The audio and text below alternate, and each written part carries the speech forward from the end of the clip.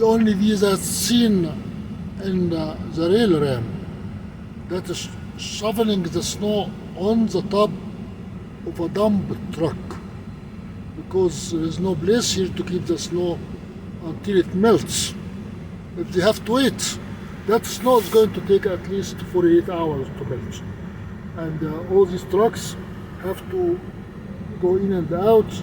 All these containers, they have to be grounded. So they cannot afford to have that snow on the ground more than few hours.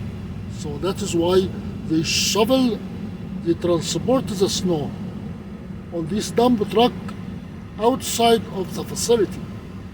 This is the only place where you can see this kind of process.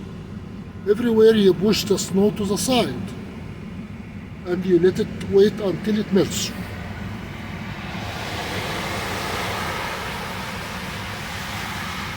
Here you cannot do that. Everything here is expedience.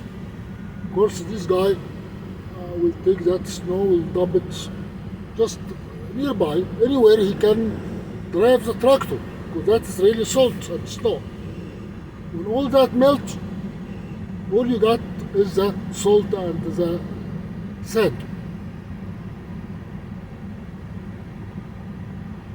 which is very little. The rest is water.